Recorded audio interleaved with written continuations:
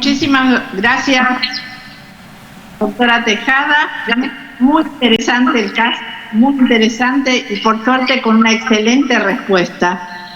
Nosotros en la Argentina no tenemos autorizado el esquema Griffin, pero creo que realmente ha sido el esquema que necesitaba esta paciente para llegar al trasplante.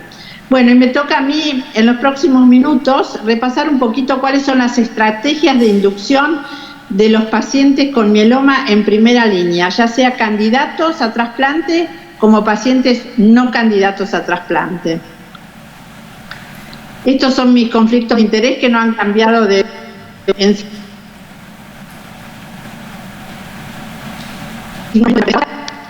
el contenido de esta presentación es responsabilidad y fue elaborada con base a mi experiencia y no necesariamente refleja la opinión de Janssen.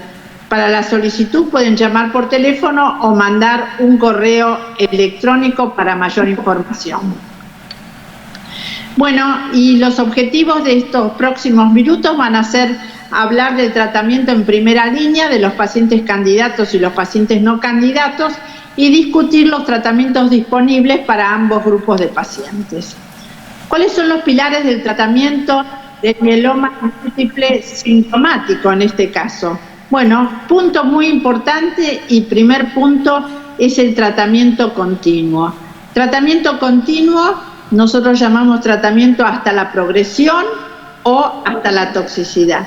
Y sobre todo en estos pacientes de alto riesgo, donde sabemos que la interrupción del tratamiento realmente hace que estos pacientes recaigan rápidamente. El tratamiento debe ser un tratamiento combinado utilizando las mejores drogas que tenemos, ya sea en primera línea o en pacientes en primera recaída.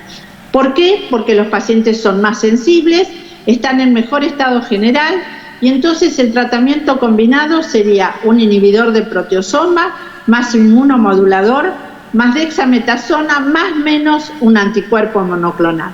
Por supuesto que si hoy en la región tenemos posibilidades de agregarle un anticuerpo monoclonal como el daratumumab, no tendremos ninguna dificultad y creo que ese es el camino que tenemos que seguir adelante. ¿Cuál es el objetivo del tratamiento? Bueno, el objetivo, como ya dijo la doctora Tejada, es alcanzar la mejor respuesta y la mejor respuesta es alcanzar una enfermedad mínima residual negativa, no solamente en un momento, sino sostenida en el tiempo, porque esto es realmente un subrogante de la sobrevida libre de progresión y de la sobrevida global. Y hoy por hoy, si podemos hacer un tratamiento personalizado, esto es lo que deberíamos tener en cuenta. Realmente, para nosotros,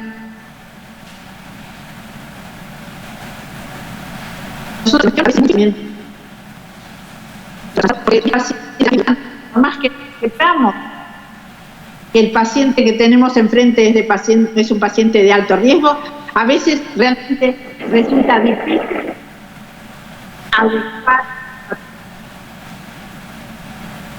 ¿Cuáles son los fundamentos para la elección de?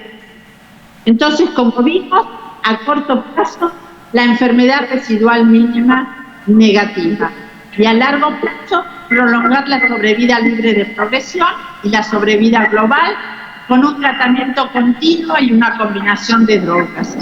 Y no tenemos que olvidarnos realmente de minimizar la toxicidad de estos pacientes y mantener la calidad de vida. Muy importante un trabajo que presentó el doctor Munchi en el ASH del 2019, donde demostró la importancia realmente de alcanzar una enfermedad residual mínima para la sobrevida global, tanto en pacientes trasplantables como en pacientes no trasplantables. Y fíjense, la curva anaranjada es aquellos pacientes con enfermedad residual mínima negativa. Hay diferencia entre aquellos negativos y positivos, tanto en estos pacientes que son candidatos a trasplante y estos pacientes que son los pacientes no candidatos a trasplante. Y esto también lo vemos en este estudio donde se juntó realmente la enfermedad residual mínima negativo tanto en el estudio Maya, que es este, como en el estudio Alcione. Y vemos que aquellos pacientes que en la combinación de daratumumab, lenalidomida dexametasona o daratumumab, bortezomib, melphalan, prednisona, alcanzan una enfermedad residual mínima sostenida en el tiempo, o sea, mayor a 12 meses, tienen una mejor sobrevida global que el resto del grupo. Quiere decir que lo importante realmente es esta combinación de 4 drogas para alcanzar una enfermedad residual mínima negativa, como nos acaba de describir la doctora. Tratamiento de inducción para pacientes candidatos a trasplante. Bueno, ¿qué tenemos que tener en cuenta? Las características del paciente, edad, comorbilidades y fragilidad. En aquellos pacientes, allí los dividimos en pacientes candidatos a trasplante o pacientes no candidatos a trasplante, y qué características tiene la enfermedad.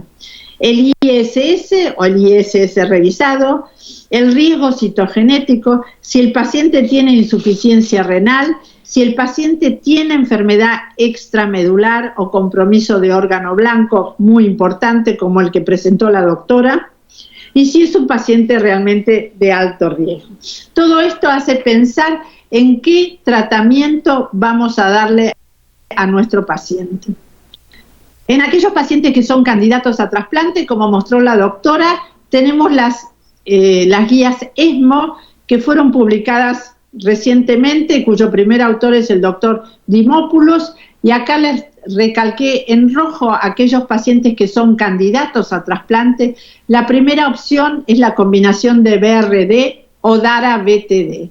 Si no tenemos posibilidades de darle anticuerpos monoclonal, la opción sería hacer BTD, Cyborg-D o PAD. Hoy sabemos que la combinación de Cyborg-D realmente para estos pacientes es una combinación subóptima. Lo que debemos tratar es tratar de darle la combinación con un anticuerpo monoclonal o hacerle realmente la combinación de BRD.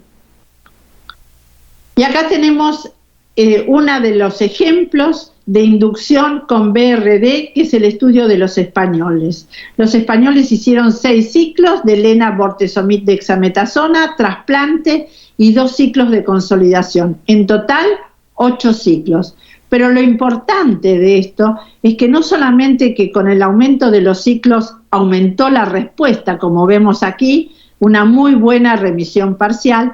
Lo importante es que estos pacientes, luego de la inducción, el 30% alcanzaron una enfermedad residual mínima negativa, y esto tiene que ser el objetivo de nuestro tratamiento. Y como mostró la doctora, el Casiopea realmente es la otra combinación de drogas que podemos utilizar para estos pacientes candidatos a trasplante, y no voy a repetir el diseño porque la doctora lo acaba de repetir, sí decir que el objetivo primario fue encontrar post-consolidación la respuesta completa estricta, y como objetivos secundarios, nuevamente la enfermedad residual mínima, la sobrevida libre de progresión luego de la primera randomización, quiere decir luego de la inducción, y la sobrevida global luego de la primera randomización. Y aquí vemos que el 55% de los pacientes tuvieron una muy buena remisión parcial post-inducción, el 65%, perdón, versus el 58% de aquellos pacientes que recibieron la combinación de BTD. Esto es importante, y nuevamente el agregado del anticuerpo monoclonal hizo una respuesta más profunda a lo largo del tiempo. Y fíjense la actualización de la sobrevida libre de progresión a 44 meses y la sobrevida global de estos pacientes. No se alcanzó realmente en la combinación con daratumumab la sobrevida libre de progresión ni la sobrevida global, siendo el hazard ratio para la sobrevida libre de progresión de 0,58 y para la sobrevida global de 0,54.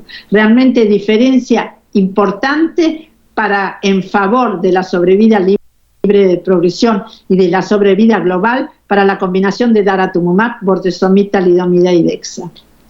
Y cuando se analizó la enfermedad residual mínima post-inducción, aquí vemos la importancia realmente de agregar el anticuerpo monoclonal. La enfermedad residual mínima fue del 34% versus sin el anticuerpo monoclonal del 23%. Sabiendo nosotros realmente que el alcanzar la enfermedad residual mínima negativa mejora la sobrevida libre de progresión y la sobrevida global de estos pacientes. Como mostró la doctora, el estudio Griffin, que fue el que recibió realmente la paciente, también acá, post-inducción, los pacientes con el agregado realmente del daratumumab a la combinación de bortezomib, lenalidomida y dexametasona, tuvieron una muy buena remisión parcial del 71% versus el 56% para aquellos pacientes que no recibieron la combinación con el anticuerpo monoclonal. Nuevamente, la profundidad de la respuesta, no solamente como respuesta, muy buena respuesta parcial, sino ya vamos a ver con enfermedad residual mínima, es importante y aquí lo tenemos. En cuanto a la sobrevida libre de progresión y a la sobrevida global, es aún precoz como para ver una diferencia. En la sobrevida global, a 27 meses, ya vemos que el 94% tenía una sobrevida libre de progresión y hay una tendencia en la sobrevida global para los pacientes de la combinación con daratumumab. Y acá vemos la importancia de la enfermedad residual mínima, realmente esto es a los 6 meses y esto es a los 12 meses. Prácticamente el 30% de los pacientes a 12 meses con la combinación de daratumumab, bortezomib, lenalidomida y dexametasona tenían una enfermedad residual mínima negativa, prácticamente ausente con los pacientes que recibieron la combinación sin el anticuerpo monoclonal. Entonces uno se pregunta, bueno, ¿qué combinación de drogas le vamos a dar a nuestros pacientes si realmente la respuesta con la combinación de bortezomib, lenalidomida y dexametasona es tan buena, pero no es tan buena como cuando le agregamos el anticuerpo monoclonal?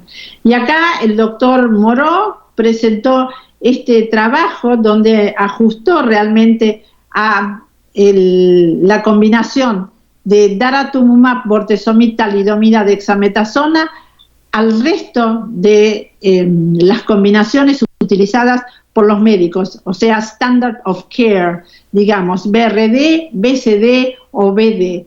Y en realidad lo que demostró que la mejor combinación es la combinación de daratumumab, bortezomib, talidomida, dexa, frente a la combinación que no tiene el anticuerpo monoclonal. Vamos a hablar un poquito del tratamiento de inducción en aquellos pacientes no candidatos a trasplante y cómo elegimos esta combinación de tratamiento y qué le ofrecemos a los pacientes.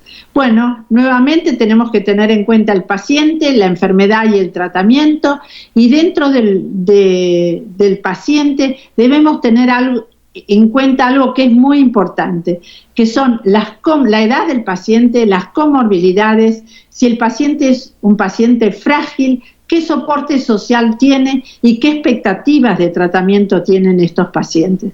Recuerde que son pacientes no candidatos a trasplante mayores de 65 años.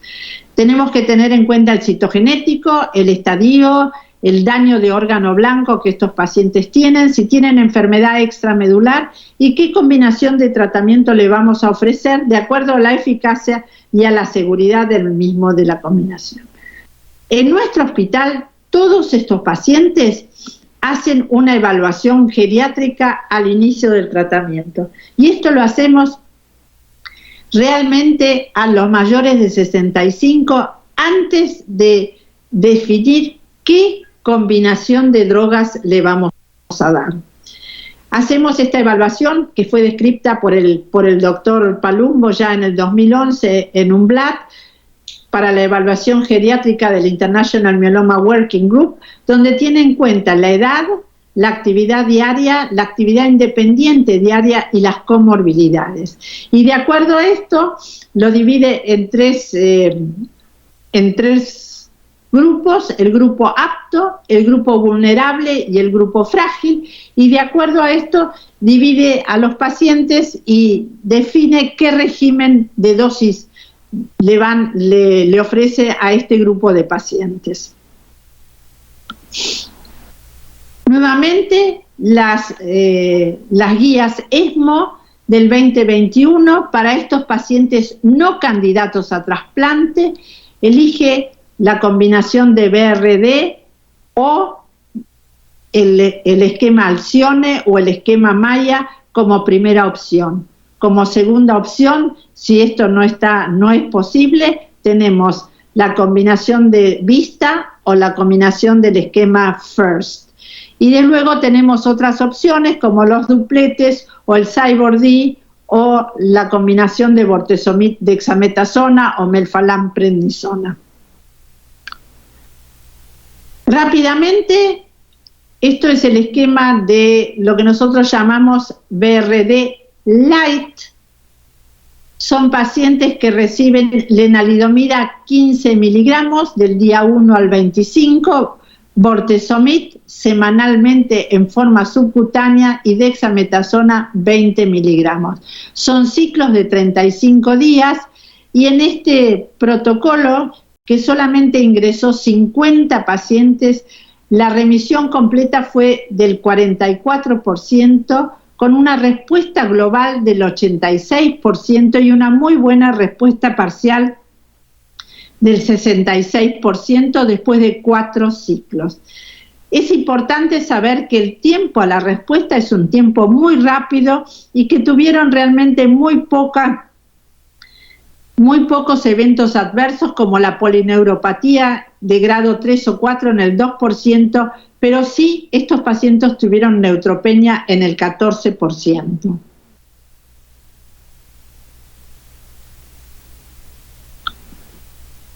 Y acá tenemos los dos esquemas con la combinación del anticuerpo monoclonal anti-CD38, por un lado con el esquema Vista, que es bortezomib melphalan prednisona, y por el otro lado con el esquema FIRST, que es la combinación de lenalidomida y dexametasona, como nos comentó la doctora recientemente.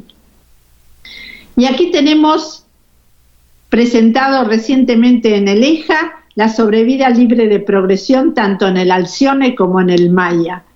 Luego de un seguimiento medio de 42 meses en el esquema Alcione, el 48% de los pacientes tiene una sobrevida libre de progresión, y esta sobrevida libre de progresión con la combinación de daratumumab, bortezomib, melphalan fue de 36 meses versus 19 para aquellos pacientes que no recibieron la combinación de daratumumab.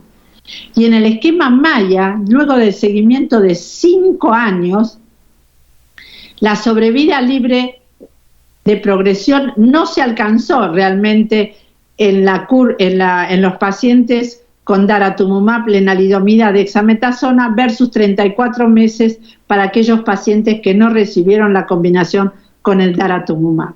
¿Y qué pasó con la sobrevida global? Y esto es muy, muy interesante porque vemos que la sobrevida global realmente a 42 meses, el 75% de los pacientes está vivo y el 66% de los pacientes en el esquema Maya a 5 meses está vivo en este grupo de pacientes no candidatos a trasplante que tienen la combinación de daratumumab, lenalidomida y dexametasona. Pero bueno, sabemos que dentro de este grupo de pacientes hay un grupo de pacientes frágiles y tanto en el Alcione como en el Maya el 30% de los pacientes eran pacientes frágiles. Y estos pacientes toleran muy bien el añadir el anticuerpo monoclonal anti-CD38.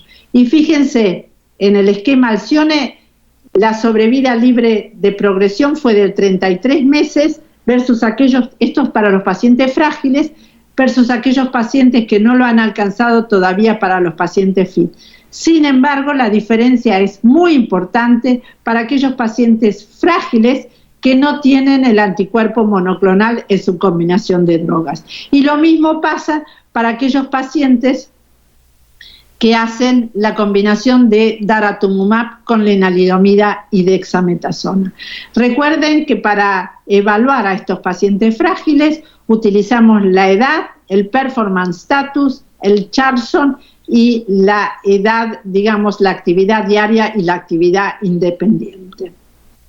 Entonces, rápidamente, ¿qué aprendimos realmente? Y aprendimos que el tratamiento de inducción, seguido hoy de un trasplante y de mantenimiento, es realmente el estándar para nuestros pacientes de nuevo diagnóstico. El objetivo, como vimos, es alcanzar la enfermedad residual mínima sostenida. Y el triplete, el inhibidor de proteasoma, inmunomodulador y dexametasona, serán reemplazados realmente por 4 drogas combinando con un anticuerpo monoclonal en un futuro muy cercano. Y desde ya les agradezco mucho, la verdad, la atención y felicito a la doctora por el caso presentado, porque realmente la evolución en un paciente que se presenta con una enfermedad tan agresiva ha sido excelente. Muchas gracias.